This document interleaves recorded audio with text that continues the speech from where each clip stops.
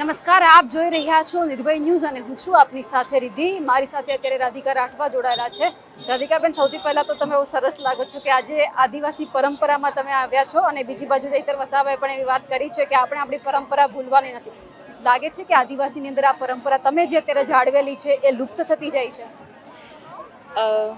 ખતરો તો એ જ મંડરાવે છે કે આજકાલ સમાજમાં જે અફવાઓ ફેલાવવામાં આવે છે અને લોકોને એમની પરંપરાઓથી હટાવવામાં આવે છે, તો પરંપરા લુપ્ત થાય એટલે ખાસા અસામાજિક તત્વો પ્રયાસ કરે છે.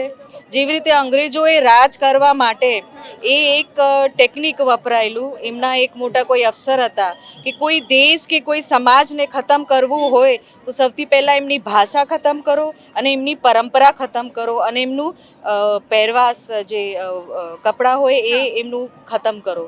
તો આ સરકાર અને આ જે અંગ્રેજોની સરકાર આટલા વર્ષોથી કરતી આવી છે, તો અમે હવે જાગવાની જરૂર છે.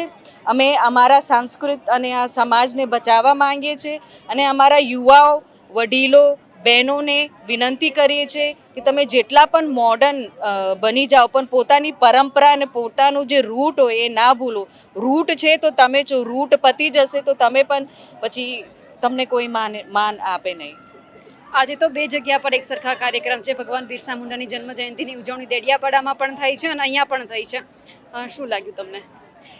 અમારા ચેતરભાઈ છે, આનંદભાઈ બધા આવેલા છે અને અમે ચેતરભાઈના ટેકામાં અમારા આદિવાસી સમાજ માટે એક સરસ યોદ્ધા છે અને નેતા લડત આપે છે, એટલે અમે અમારા ચેતરભાઈને અહીંયા ટેકો આપવા બધા અમારા છોટાઉદેપુરથી પણ ખાસી જનતાઓ ચેતરભાઈના સપોર્ટમાં આજે ઉપસ્થિત હતા. બેન, વિકાસ કેવો થયો છે આજુબાજુના વિસ્તારનો? હવે તો ચાર આદિવાસી મંત્રીઓ બની ગયા છે.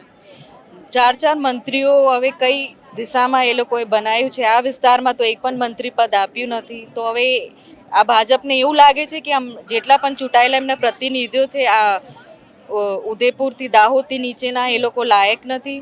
તો હવે એ પાર્ટીને, બીજેપીને વિચારવા જરૂરી છે કે એ લોકો હવે કયા ખાડામાં જવાના છે.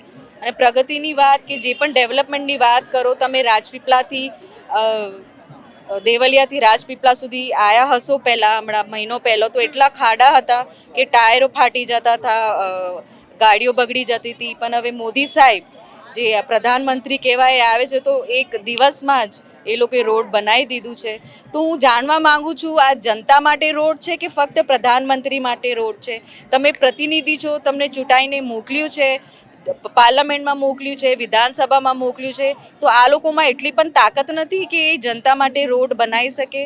તો આ મને આમની ખામી, આમને ઇન્ટેલિજન્સ અને એમની જે ઈચ્છાઓ મને લાગતી નથી કે પ્રજા માટે કામ કરે, ફક્ત પોતાના સ્વાર્થ માટે કામ કરે છે.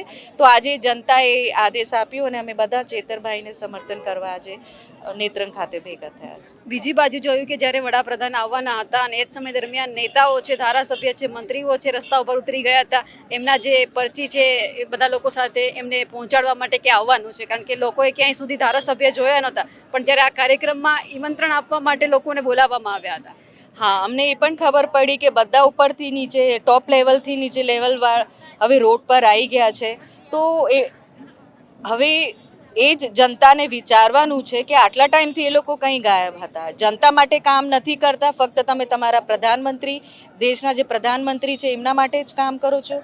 તો હવે પરિવર્તનની જરૂરત છે. જે આપણા સમાજ મંત્રીઓ, નેતાઓ જે લોકો માટે જમીન સ્તર પર કામ કરે, એમને ચૂંટાઈને લાવવું પડશે. અને વિધાનસભામાં અમારા ચેતરભાઈ વસાવા સાહેબ આદિવાસી સમાજના નેતા છે, જે મુદ્દા ઉઠાવે છે. બીજા અમારા ઉદયપુર હોય કે આ નર્મદા હોય કે કોઈ સમાજનું કે કોઈ પણ જનતાના પ્રશ્ન ઉઠાવતા નથી. આપણે બધું જોયું હશે.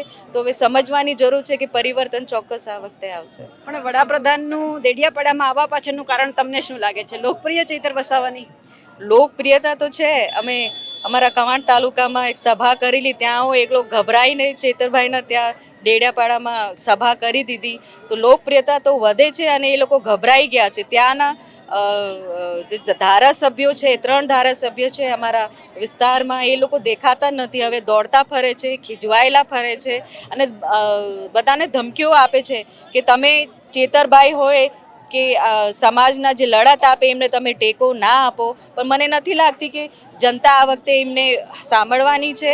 એમના ભૂક્કા અમે આ વખતે કાઢવાના જ છે. બિલકુલ, આપ અમારી સાથે જોડાયા, આપનો ખૂબ ખૂબ આભાર. Thank you.